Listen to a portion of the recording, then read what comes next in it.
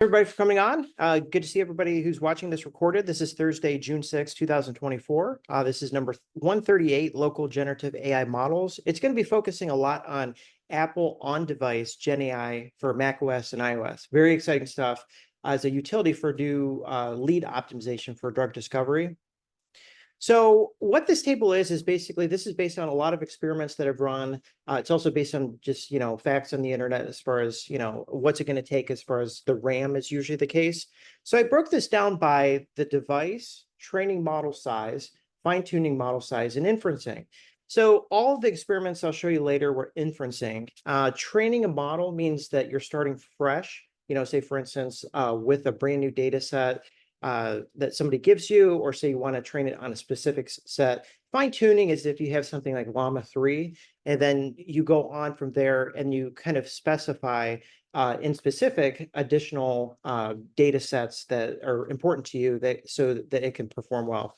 And inferencing is basically, you'll see everywhere. So inferencing is anywhere from Grok, Grok, Grok. You also see this with Meta AI. You see this, with ChatGPT and others too.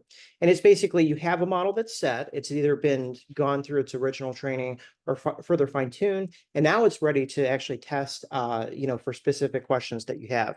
So the first one I chose here, so these are three different Apple devices, is this iPhone 15 Pro. So it's a modern, up-to-date phone. It came out last September, but it's still, the most recent, 8 gigabytes worth of RAM.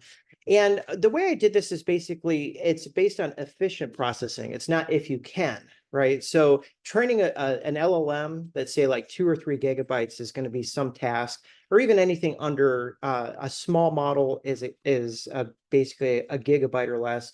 And then anywhere over a gigabyte to 10 gigabytes is medium, and then over medium is a large model. So it's going to be hard to do that with iPhones, and I don't see as far as like that being a main utility, say to retrain or to, basically retrain a Llama 3 or any other open source, a Mistral model, these types of things. And same thing kind of with fine tuning. You might be able to do some things limitedly. Some of the applications actually allows you to do some type of fine tuning with it. And then also for inferencing is basically, that's the whole point of this, is basically so people on mobile devices, iPads, iPhones, or other devices, they can, instead of sending their data up to LLMs, everything's done on the phone. So, and that one I said small to medium. So small would be less than a gigabyte, medium, and I would push the iPhone 15 to say somewhere closer to the gig worth of that, LLM or LMM, large multimodal model, say closer to 1 or 2 gigabytes. And I've already done inferencing on the iPhone 15 with a 2 gigabyte model, no problem. It's not super fast, but that's just the way it is. And then, so we see this, so the iPad Pro M4, so if you bump up to a terabyte or 2 terabytes with a storage, which you're not going to need anytime soon, you get the 16 gigabytes. So the 16 gigs allows for a lot more. And I think that some people will do some limited training with that. I'm calling this, and I'll show you in the slides after this, that you want at least a quarter of the amount of RAM dedicated that you have on the device dedicated to the size of the LLM or the LMM, it just depends. So I put that as limited or small for that. So small model under a gig. You should be able to do that with an iPad Pro. And again, the key word with this is efficiency, because a lot of times you can do these things just barely, but it's slow, or the output crashes, or you have to keep rerunning it. Now, fine tuning for an iPad Pro, you should start to get into like a medium sized, generative AI model. So that means over a gigabyte. And I would again push it closer, because I think most of these rolling out in an official way won't be any more than like 2 gigabytes in size. I just don't see much application there. Maybe a little bit more for an iPad Pro though. So for inferencing, I put that as the same for iPhone 15. It's basically a much more capable iPhone 15 if it has the 16 gigs of RAM. And it also, this came out last month. So the refresh cycle that we saw is basically, you have the iPhone, coming out last September, 2023. You have the MacBook Pro, which we'll get to. So that was 2 months later in November. And then the iPad Pro actually came out this year. So May 2024, just last month. And, it's a very good device. So the one that you'll mostly be working on is going to be the MacBook Pro. So MacBook Pros, I think they start at 36 gigs of RAM. If you want to get the M3 Max, I think that one starts at 48 gigs of RAM. So these are very competent laptops. The training model size for this, I'm putting it small to medium. And again, to do it efficiently, say push closer to the 1 GB, maybe 1 or 2. And again, at 48 gigs of RAM, if you account for maybe 8 gigs of doing other things, inside the laptop, it's not going to be as fast as like an NVIDIA A100 GPU on its own. And it's not going to be fast as an L4 or V100 is kind of getting discontinued at this time, but it's just a lot more private, more convenient, unless you do have significant GPUs on site. It's just going to take longer. And I'll show you some of the specs as far as the results that I got. And then the next one is fine-tuning model size. And then for this one, I put medium to large. This is anywhere from 1 to 10 gigs and over 10 gigs for the large. So fine tuning is typically you keep a bulk of the parameters. So say like a Llama 3, and you introduce some new data set or data sets, and then it's tacking on some kind of approximated parameters that keeps the context of the original model. Like Llama 3 was trained very well on like over 12 trillion tokens. So you keep that progress, but then you point it at a specific data set. Now for inferencing, I'm putting it for this 48 gig medium to large, right? So you should be able to do a lot more with it on the size of inferencing. So I've inferenced on all 3 of these devices. I haven't fine-tuned or trained on this specific MacBook Pro, but that's something probably coming up here. So again, the thing is, with these is you also have to consider the data set. So data sets are a huge deal. If you get like gigabytes and stuff like that, now you're talking about, significantly slowing down, fine-tuning, training, inferencing, whatever you're focusing on. And I included some here at the bottom here. So Apple released Open ELM the past couple months, and it's a half gigabyte, and I think it's like 270 million parameters, whereas like Llama 3 is 8 billion and 70 billion. So that's an example of a small model. So you can start to do things, with the iPad Pro with training and fine tuning if it's small and the data set's not that big. Okay, so those are the 2 big factors right there. Now, something more medium is going to be something like Gemma. So Google's Gemma at 5 gigs. A larger model, like I said, is a 8 billion parameter. Now, a lot of the 8 billion parameter models that people use is actually they're quantized. So meaning that the weights are approximated. So a lot of these that I'll show you in the experiments that I did, instead of being 16 gigabytes at like a float 16, it's like a Q4, which is a quarter that size at 4 gigs. Okay. So you have to be careful when you're doing these things. So if you're seeing everybody's using Llama 3 and GPT4All, Ollama, these types of things to run locally, you're going to need additional hardware. So like a MacBook Pro with a bunch of RAM in order to run the original, non-quantized version. That's something like on Colab that you could do with A100 or an L4 by NVIDIA a lot easier. Okay, so all these devices were purchased in 2024. Like I said, storage shouldn't be an issue. The capacities for the iPhone, that's the tested devices for this specific talk, 512 gig. For the iPad Pro, 2 terabyte. And then for the MacBook Pro M3 Max, 1 terabyte. So unless you start to approach that, and I'll show you a little bit more as it comes to RAM. So what does this mean for drug discovery and lead optimizations? Is computational, i.e. these in silico approaches, have been used for some time using computers to generate better leads. And then going to the next step is using generative AI to take those original leads and then further optimize those. And that's a very common technique. And there's, several papers or reviews at this point. Now, what's been used in the past here is basically this. You have an iPhone Pro, collaboration through lead optimization, results, project managing, and conferencing. This is the device that people have in their pockets. It's readily available. I would say, at least myself, is you always have your iPhone on you, if you're using Apple devices. Now, the iPad Pro obviously has a bigger screen size. You can use the Apple Pencil to do other things, and especially with molecular structures. And if you take that bump up to the 16 gigs of RAM, that's going to open up additional applications as well. And also, they say visualizing and analyzing results of generative models, such as predicted molecular structures. So this is the iterative approach of lead optimization. So when you have a specific set of leads, the drug candidates in this early stages, it's iterating through lead optimization. Now, MacBook Pro, training and fine-tuning of compact generative models using Xcode and CoreML.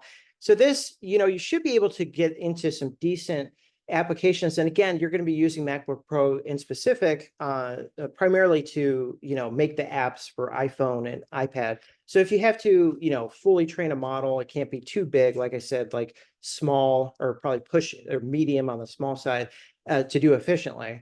And then, for fine tuning, you can bump up on, gigabyte size of the GenAI models that you're using.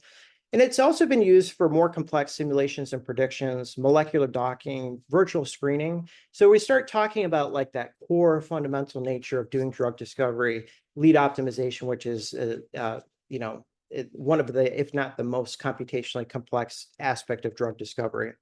So here is the first experiment. So this is all the same app. So on the iPhone 15 Pro and the iPad Pro, it's technically the M4, those are both natively running this local AI.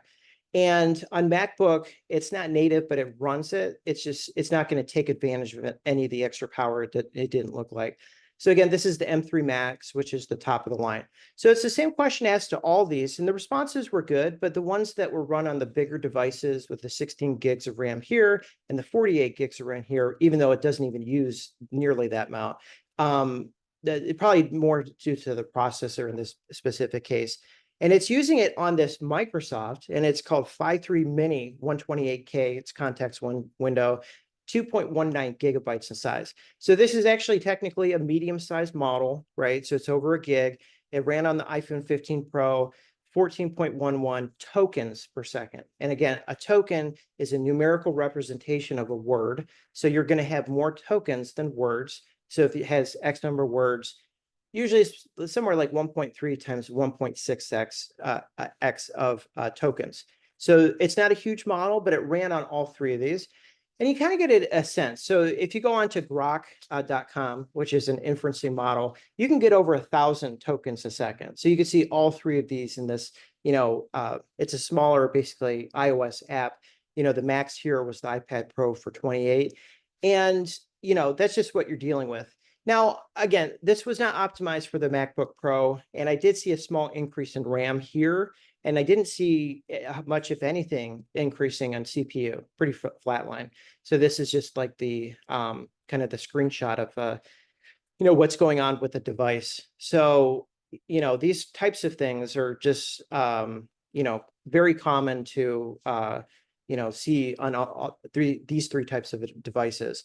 Now, the next one, a lot of people like Ollama. You can do a lot with Ollama, right? So it's just a very functional software. And last week I did it on an i7, on a, let's say, a 2023 i7, Intel processor. And in this specific one that we see here, the thing that opened up additional options to see what was going on is just add -- verbose to this Ollama run 3. And when I typed in the prompt, it actually didn't matter, to put the verbose here. It was with this first one. So what the verbose gave me is basically this. It gives total duration, load duration, and then the key metrics. So we'll see. So the prompt evaluation count is the number of tokens in this specific statement I gave it. So this, however many words, I think it was 1, 2, 3, 4, 5, 6, 7, 8, 9, 10. 10, and it's basically that's converting to 25 tokens in generative AI kind of context. So anyways, the prompt evaluation, it's the input rate. So it's doing it at 125 tokens per second to do this specific prompt that I gave it. And again, what it produced here, and this is the first time I've been able to fit it all on the same screen here, is this. This is counting this 2 blocks here, 542 tokens, which is going to be some number less than that in actual words. Okay, but that's just how tokens work. And then it took 10.89 seconds, and this is a top of the line MacBook Pro. So it's not too bad to generate this. And you kind of get an idea as far as where all this will be in the future. And the evaluation rate it took for this is basically 49.8 tokens per second. So we saw in the previous way to use these kind of iOS apps where the M3 Max was about the same as the iPad, no significant bump. Now, the thing with this is it's not using, it's called Apple Metal, or at least I don't think it is. It's running at a lower rate. It's also using a little bit of RAM here. So I wouldn't say that this is an optimized process, even though the CPU was not effective. And the thing that was really good about this is to get all these metrics, right? So you really want to know how many tokens per second you are. So again, on the high end, you can be over thousands. Like if you're sending, public data up to the web, it inferences is up there and then it sends you back the response. And then it's just, that's how it is. I mean, and you can bump up from MacBook Pros to whatever Apple hardware and desktops as you wish. But it's not a bad number, right? And it kind of gives you a feel of what's going on. Now, this is the one that's that's had the highest performance using the MacBook Pro. And again, this is the M3 Max. And in this specific one, so this is included with most of the answer here, I ask it, how has generative AI been used in cancer drug discovery, as with the two other experiments too. Now, it produced this output here at 59 tokens per second. But the best part about this is I didn't see any RAM bump, right? So I can't pinpoint it right now if it's exactly because it's Metal is basically an equivalent to, I think, some of the other open kind of GPU software that's higher level. So it's Apple's version, but it's low level. And in specific, I didn't see that the RAM impact at all. And to do this, and on top of that, this is not only inferencing based on the original Llama 3 quantized model, it's also doing this with two RAG documents. So it's called retrieval augmentation generation. So I tacked on two additional documents for it to more specifically look at. And then basically that you get the context from the quantized model, this 4 GB model. And then you also get a more specific, a focus on what the output or the generation is going to look like based on this augmented retrieval. Okay, so that was the thing. This is the fastest of the bunch, and it does say that it was running device Metal. So that's what you want to do. And it's also kind of reminiscent if you've done Llama C++ or Llama CPP.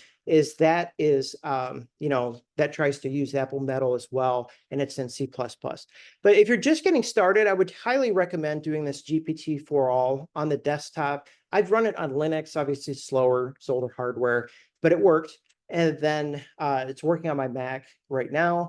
And I'm not sure about Windows, but anyways, it kind of puts everything together, and it's a starting point to test your inferencing and RAG, locally. So without sending all of this additional data, up into the cloud that's private, and say it was related to, patient data, and you have to be locked down, right? Like, so you can't send these types of certain things, especially in the later stages of drug discovery as well, like preclinical to clinical. Okay, so here's a summary of everything that was run. So this first one is this app. So it's this local AI app. And again, it's on a smaller Microsoft Phi 3 model, 2 gigs. And the tokens per second were best on the iPad and the MacBook. And of course, it's not, the MacBook Pro is not taking advantage of anything. It's more like, similar speeds to iPad in this specific case. Now for the Ollama model, these next two experiments, so I just presented on these. This is the summary. It's basically, I ran it in verbose to get all of these tokens per second for input and output. And, so basically 125.7 for input tokens. So that means my question, how has generative AI been used in cancer drug discovery? It's processing that at 125 tokens per second. This approximated, or it's a similar to a word, but in numerical form. Now, the outputs on this specific one were 49. And then there was a small RAM bump with this that I saw with the Ollama. Now, this doesn't mean that Ollama, so the first one is just an app, right? It's just doing one specific model. Now, Ollama, you could do all kinds of stuff, and you can probably increase the tokens per second. And there was another study after, let's see, so this is probably last December in 2023, and they did Llama 2 before Llama 3, and they found, basically to do, they were using the full models. They weren't using quantized models, so it's going to slow things down. So again, If your model is bigger and you have more data in your data set, that will not help, basically with these things for speed. So the end result with this is versus this old laptop here, 15 times faster on the token input, and then 10x 10 times faster on the output. So, it's an older i7. It's not a top of the line, core model, but it's a benchmark to have. And again, that was a 16 gigabyte, and then this is a 48 gig.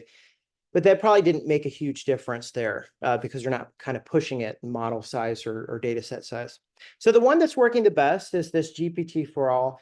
And it's a desktop chat client, right? So the old Llama is more like inside a macOS terminal. And then in this one in specific, you see it's a desktop. It's basically, you can download whatever models, everything's in an interface. And I also had to download this SBERT, which helps with RAG, or retrieval augmented generation.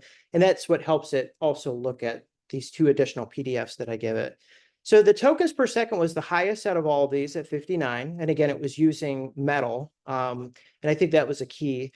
And as far as being more optimized, and the two local PDFs, and I didn't see any RAM bump with it, so that was good. And then 14 times faster versus the previous laptop here, the Core i7. So if you're talking about all of these things in your developer, you have to know about Apple's unified memory architecture. So what's shown here on the left is an iPhone, in the middle it's an iPad, and on the right it's the MacBook. So you can see the RAM amounts, and you can see for the iPhone and the iPad, it takes some off of the expected RAM, so 7.47 gig out of 8, and then for the iPad is 15.13 out of 16. But for the MacBook Pro, you get the full amount, so it's 48. Now, these are all basically showing with minimum other apps open. So what it does is it's spreading itself out. So say, for instance, like, inactive RAM, was previously used by processes that are no longer. It can be reallocated, purged, or written to SSD, and they call this page out. And wired is actually, you cannot touch. That's basically, for the two on the left, that's iOS. And then the one on the right, that's macOS, right? So, and active is obviously what's being currently used right now.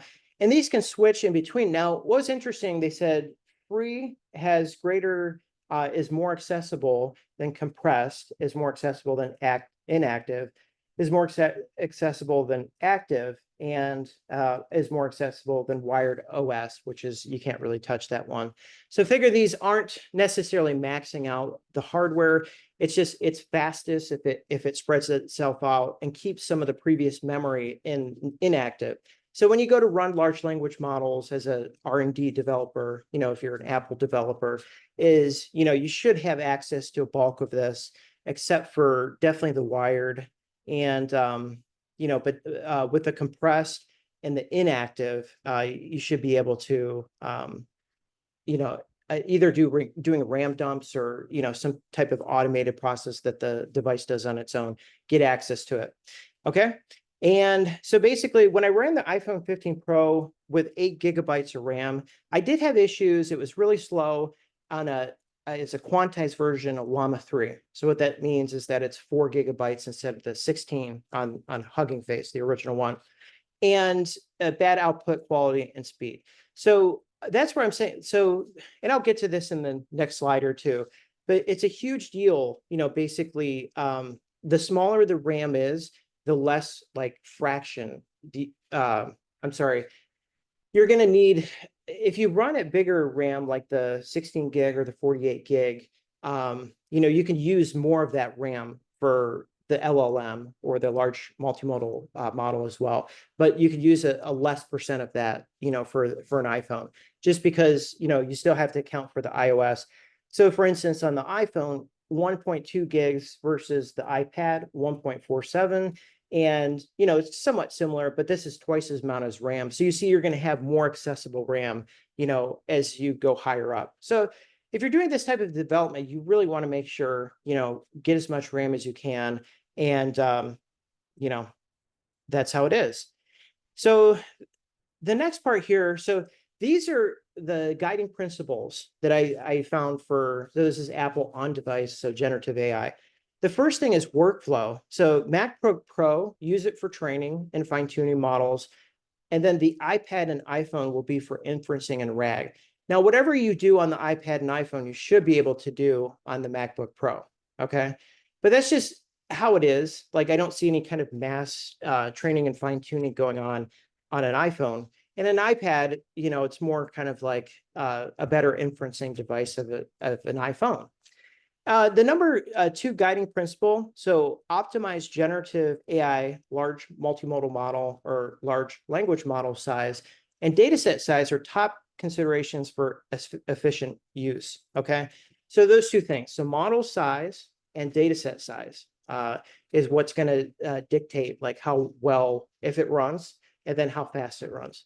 Now, the number three is basically this, and I showed it in some of the previous experiments. Random access memory, or RAM, tokens per second, and generation quality are all top considerations, right? So it's effectively saying, you know, memory, speed, and you know, quality, you know. So it's similar to like better, faster, cheaper. I haven't gotten to cost yet, but you know, you always want to make sure to know what you're buying. If you go to retail stores, it's going to be harder to get kind of that specialized focus if you're trying to buy the right device on the first time. And I would suggest going to the Apple store if you feel confident, you know, doing it online too. But basically, if it needs to run at a certain speed, that you know, you have to take in you know, processor size and especially RAM, and then generation quality also correlates to RAM. So say, for instance, usually the bigger models on gigabytes are going to have higher quality generation outputs. So it's not always the longest ones, but it's the ones that can be more concise, or, you know, other things too. Now, this one, and again, I ran a bunch of these, and this is what it seems to be about if you're looking at doing inferencing on an iPhone. So meaning, you know, we're not talking about Apple's, you know, software yet that hasn't come out yet, and it'll probably be wired in, you know, to the iOS anyway. But I'm talking about for R&D purposes, for different apps or different, you know, tools that you're using. Don't exceed a quarter of the device RAM with the model, right? I think that's a pretty good idea. So if that's 8 gigs of RAM, you're not going to go over 2 gigs on the model size. So if you have 6 gigs of RAM, that's 1.5 gigs. And it's not it's more of a thing of effectively or efficiently running as opposed to just getting it running. So if it's just too slow, or if it's taking up too much of the resources, it might not run on like a 6 gig iPhone. And I'm not sure what'll be the cutoff as far as this current iPhone, as far as a 13 or a 12 or those types of things. But it's probably going to be slower on the old ones, you know, with the Apple's GenAI they're going to announce next week. And so iPad and MacBook have higher RAM and are more flexible, right? So on a percentage basis, the wired RAM doesn't take up as much. And as you saw with the MacBook, you get the full 48 gigs. With the iPhone and the iPad, it's a smaller fraction of the allotted RAM. And then Apple's own generative AI for inferencing may be more efficient and always available due to iOS wired RAM. So like I said, they're going to be announcing a lot of this more in detail and these next. So, you know, so basically we're in June, so July, August, September, you know, if the iPhone releases end of September, we'll see like what exactly this generative AI that Apple's going to be using locally. And from what I've heard, probably less of an internet expert and more of kind of an expert on the device itself and helping people, you know, with productivity using Siri and other functions too. Okay, so the last is basically this quote. It says, with no additional hardware expected at the conference this year, it looks like WWDC will once again focus strictly on new software features, specifically new artificial intelligence capabilities for iPhones, iPads, and Macs, which is kind of what, in a nutshell, I just presented on. So it's very exciting, and I'll probably be attending this next week. It's on June 10th, which is on Monday. And again, the previous WWDCs in the summer, they've been accompanied with hardware. And then this specific year it doesn't look like that. It looks like a lot of AI and other features too. And it's fully online, so you actually can't go to this one, in person. So it's exciting stuff. And as far as like the questions that remain, as far as what's coming up is, how much on the size wise, because size is, you can basically optimize model, you could train it on your own, to basically not include a lot of this other context that's not necessary for your device. And you could probably wind up with a pretty small model. Now, I think in order for this on the long term to run well, I would say they're probably under a gig, and I'd say probably less than a gigabyte. And that's just for the GenAI software. There's other things on the phone, and if we look at the RAM, so 1.2 gigs and 1.47 without GenAI, with the current iOS. So you're going to tack on another gig or two, and barring a significant jump in RAM, it's been more iterative in recent years in hardware, so RAM specs and CPU. And, it also has neural processing and those types of things as well. Are there any questions?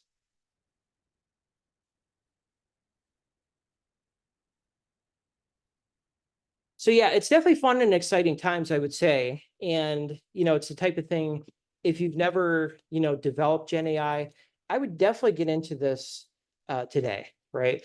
So after this becomes ubiquitous, it's looking like in the fall, where it's going to be rolled out on all these mobile devices. And I don't think it's just Apple, but just more and more people from other industries will get into it as well. And I think it's really worth the time, to be a developer, so if it's starting off in Colab notebooks, or if you're good at VS Code with the scripts, or, at the bare minimum, start off with a chat client.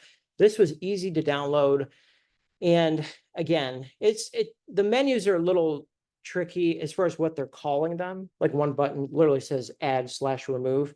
So is that doing both? But once you figure that out, as far as what to do, and if you want to do RAG on this one, which is kind of like the buzz right now, you have to use this SBERT, this specific additional, 43 megabyte. It's not huge. So, and I do want to stress with this is basically, whatever is released this fall, for iOS it's probably not, it's going to be very custom, and it's to keep the size down and hence efficiency, like a smaller model, and especially on a smaller data set, will run faster. It's not going to be trained, I don't think, as much like pulling it off the shelf from like a Llama 3 and then further quantizing it.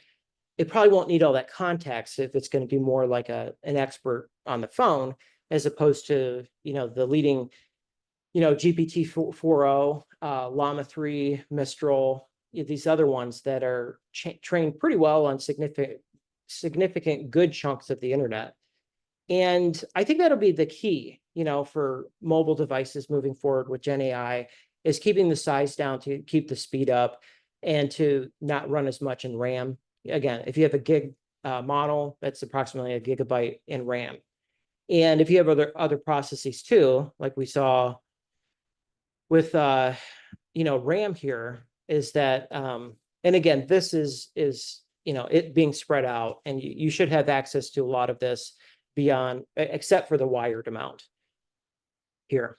So yeah, it's definitely exciting times. It's definitely unprecedented. And then, we see, especially for medical and drug, discovery and these types of things, is that, it's already used GenAI in the past.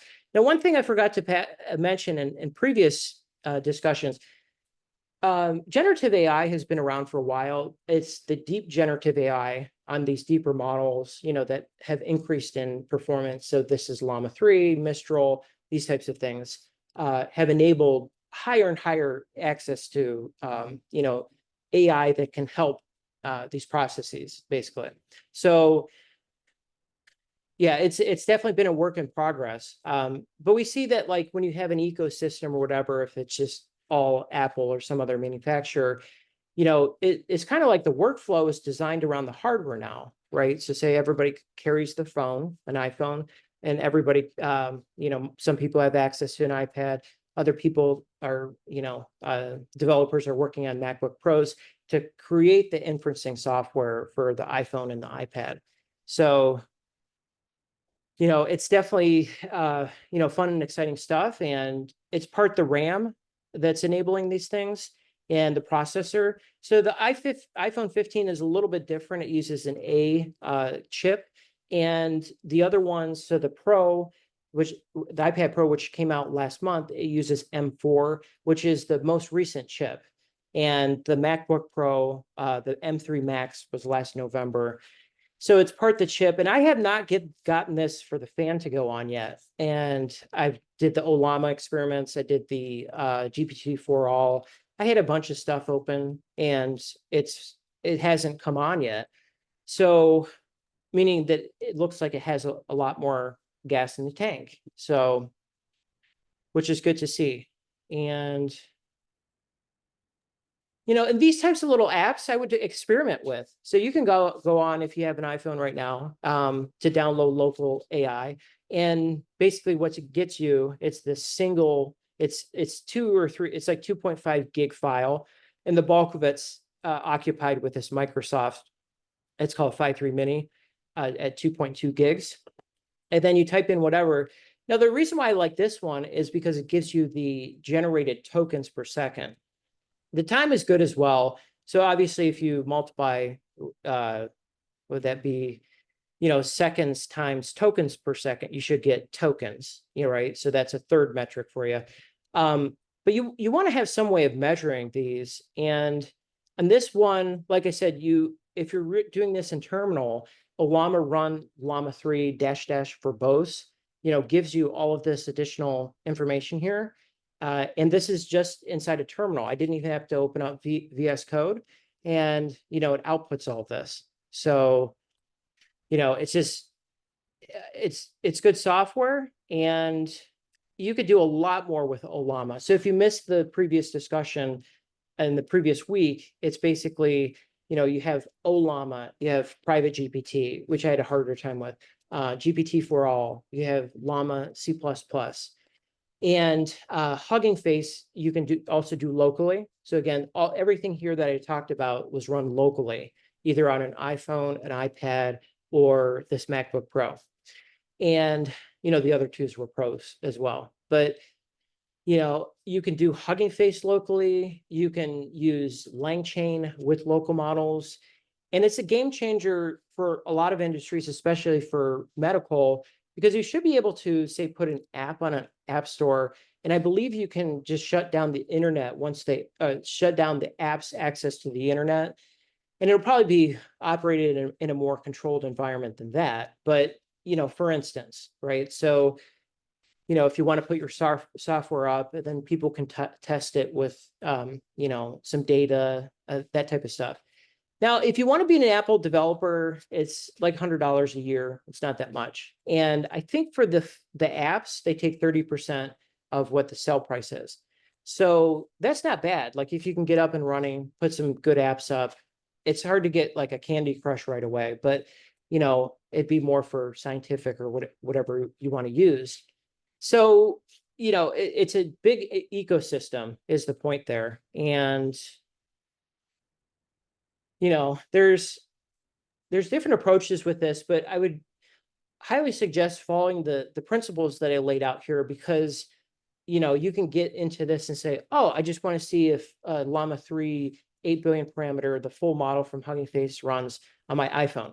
Well, your iPhone has 8 gigabytes of RAM, but the model, that Llama model, is 16. So the answer is no. And you're going to have to know, for instance, the biggest type of compression or data set or file reduction is quantization. So basically, if you have weights, like in machine learning weights, it's just taking off some of the decimal points. So like a Q4 0, I think this would be, or say, for instance, like an int4 would be like 1, 2, 3, 4, but it wouldn't include all the extra. It's approximating. So it's truncating everything after that decimal point because it's an integer. So that's what we're seeing. And of course, tensor networks, at least 3 different groups have used tensor networks with it was GPT-2, which is like, I think 2 GB. And that was Terra Quantum. And then we also saw Multiverse do it with Llama 2, 7 billion parameter. And that's the biggest one that I saw. And again, when we're talking about doing that, because they had to train it from scratch, when you had the Llama released their architecture, okay? So this is software, and this directly applies to all the Apple stuff that I'm talking about, is in order to test it, you have to pick some other data sets that you want to focus on, and then, train it on that, and then train the original Llama on that same data set, okay? Now, the downside is that Llama never released the most recent training set of how they trained Llama 3. And it's probably just too complex anyway for us to reproduce. So, that's the type. But as far as Apple's concerned is, I think you're going to see a lot of that. Instead of wasting this extra context in the form of parameters, is you're going to see the very specific and just not the bare minimum, but very minimal amounts of file size needed to get the context to accomplish a task on a mobile device. Any questions? Hey, Kevin. Go ahead. So you were comparing high-end Apple MacBook with an i7 machine. You said it was like, was that like an older laptop? Yeah. I caught that the Apple machine had 48 gig of memory. But what other resources would it have as far as do you have indications or benchmarks or parameters on floating point operations per second, or the type of numerical accelerator, whether it's a GPU or an NPU? What are they? Yeah. What are they claiming these days? Yeah, most of what was available, like I said with Llama, is it's mostly focused on generating the prompt. So then this is what falls under verbose. And yes, you could go at these levels of detail, in testing other devices and that type of stuff. But pretty much the industry standard. I don't even think ChatGPT provides a rate, tokens per second. I don't think Meta does. I think Grok is the only one that I've seen. And like, again, that's on a good device. Like this is on like a significant hardware in the web at over 1,000. So, but again, that's not public, or that is public, and this is private, right? So none of this left the computer, it's all safe. Yeah, I was actually more interested in the hardware performance of the top of the line MacBook. Do they publish those numbers? Yeah. So the top one it's called the Pro M3 Max.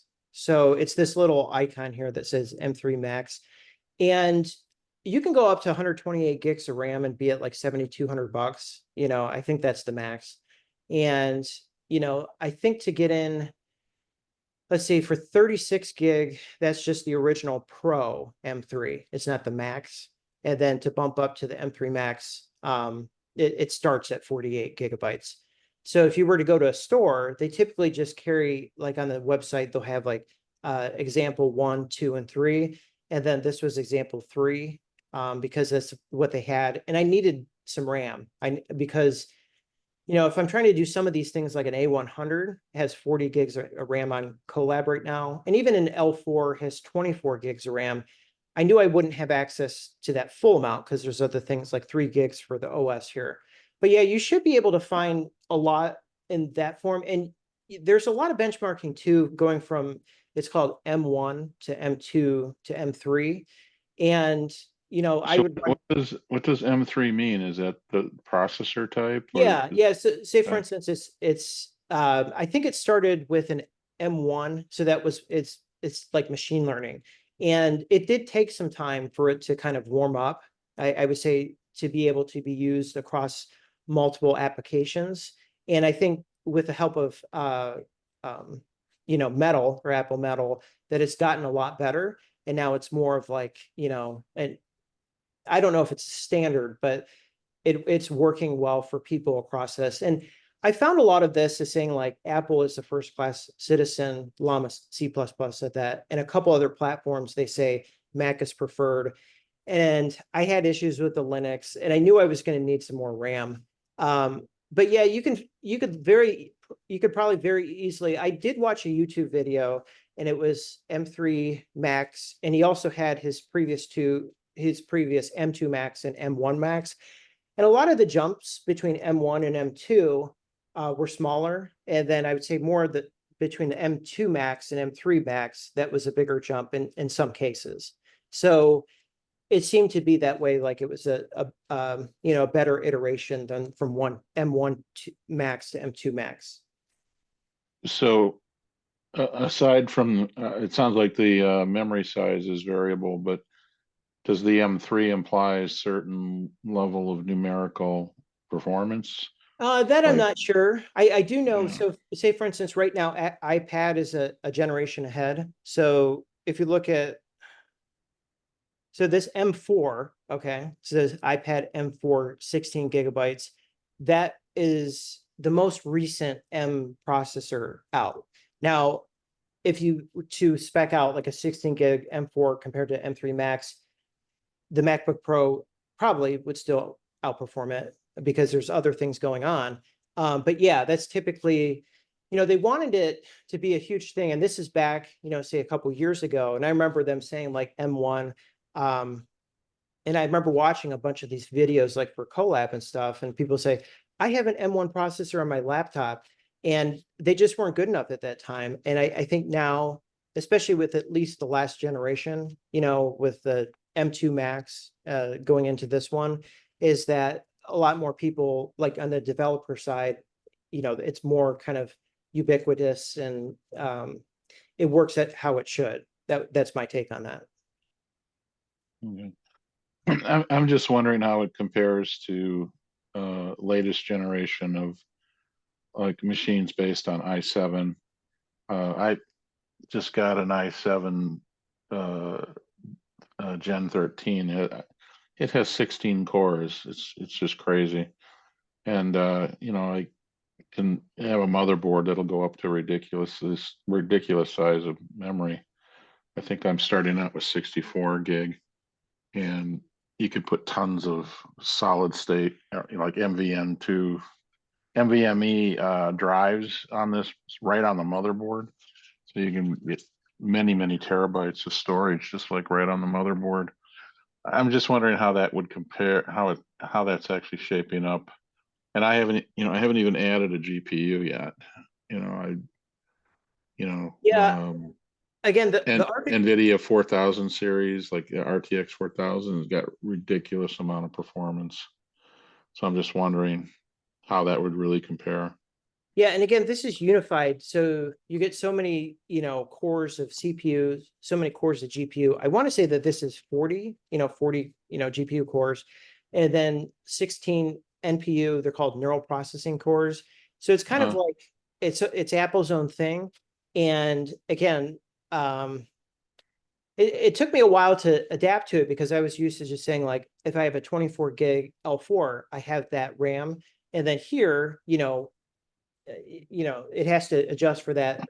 You could probably do things on the developer side too to make sure every single experiment that you have, say in a 40 gig, at least 24 gigs for your experiment. yeah. So what Apple's calling NPU cores, is that just their marketing verbiage for like tensor cores?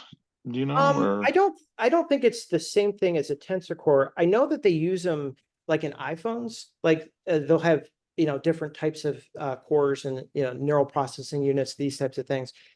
So yeah, I'm not quite sure uh, how equivalent any of these is to like the NVIDIA Tensor Core, NA100, those types of things. yeah, well, yeah, I mean there's bigger chips than the A100 now.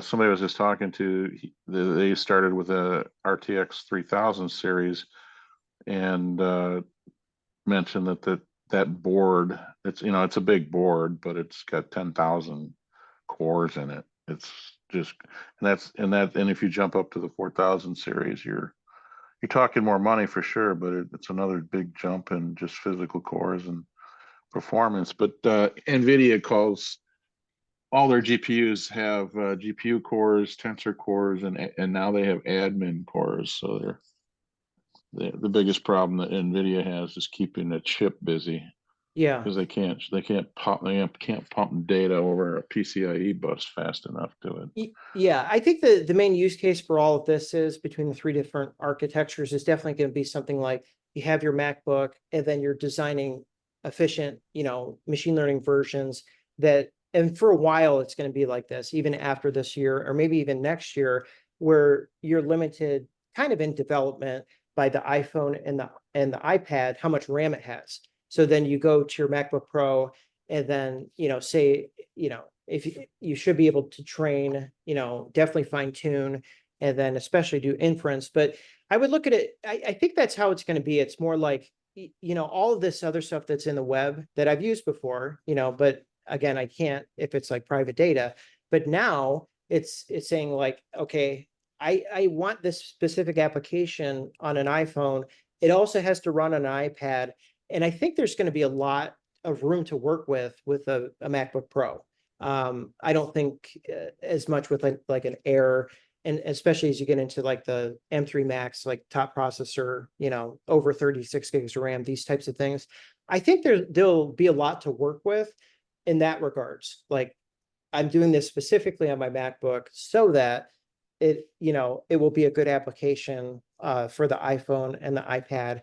And so that's going to bring down, because like I said, with these two, I don't see in mainstream getting much more than a gig or two in these files. And even that Microsoft, this Phi 3 that I ran was just over 2 gigs.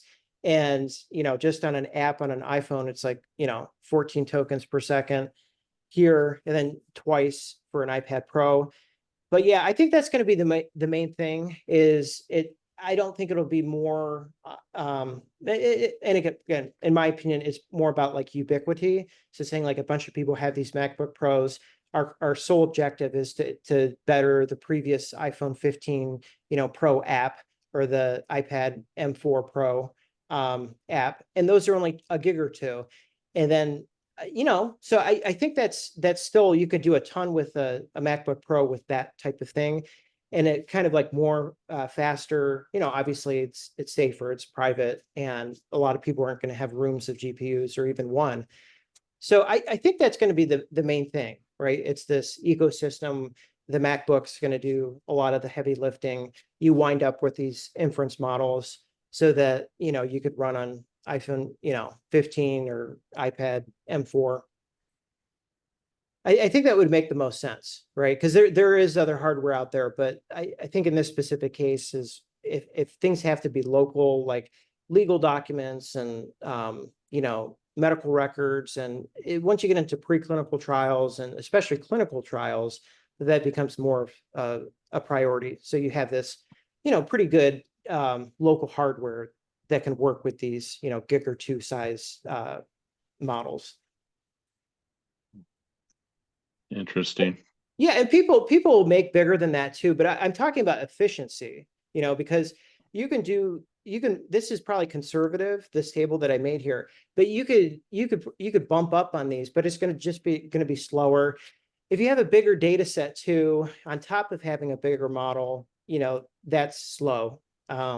So it's that's the two main things going on there is the RAM, and then especially, how fast it'll be, right? So gig or two, in today's processors, iPhone 15 Pro today, should be good.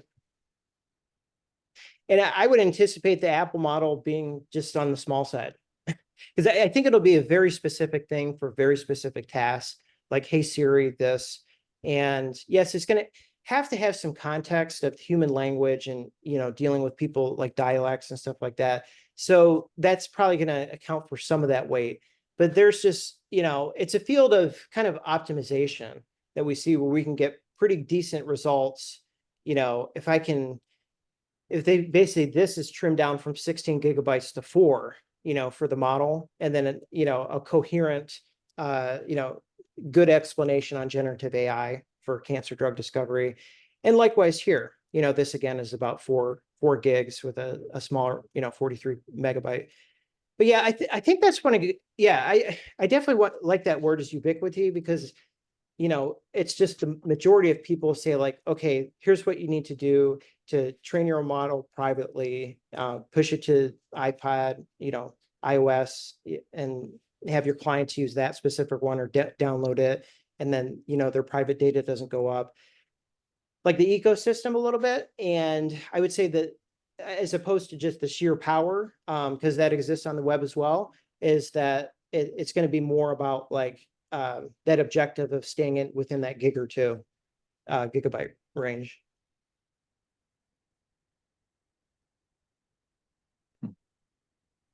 So yeah, and the other thing coming up is definitely the WWDC, and they say in years past is they always try to bring some hardware announcement. And for what this sounds like, now there was another quote that I quoted from, I think it was CNET, and basically it's a similar type of thing, but they said, imagine Siri taking in all this information and being able to carry out the tasks like, hey, Siri, do all this stuff or send emails. So advanced functionality to Siri. And in my opinion, I still don't think Siri is 100% there yet. I do talk to, friends or colleagues that, perhaps this most recent update, now that it can do more things, will help with that adoption,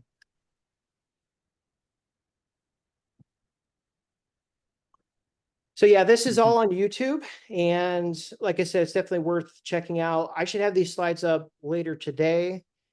And yeah, it's super important to have, the specific metrics that you want to test with.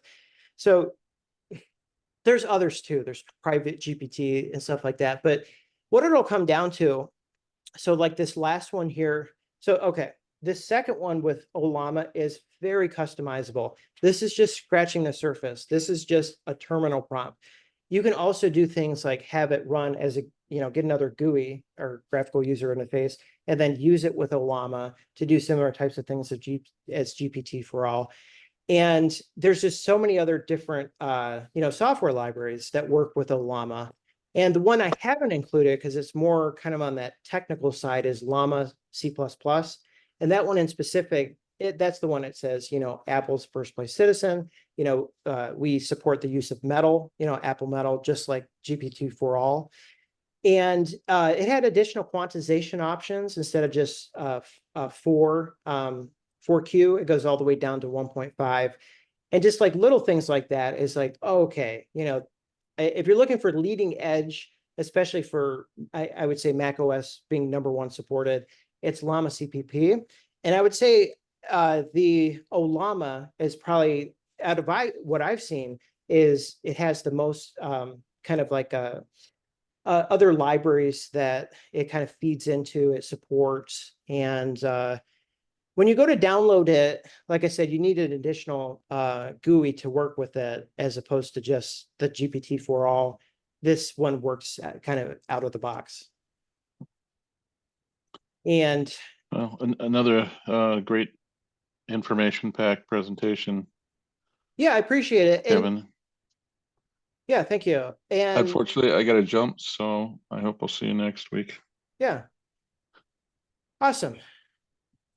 Yeah, so it just comes down to what you want to do, right? So if you want all this additional features that you're used to using now with Ollama, and then, or do you want like the theoretically best performance? And so that's with, more of the Llama CPP, that's an option too. So, there's a lot to work with now after all this was discovered. And I appreciate everybody coming on. And this has been Thursday, June 6th, 2024.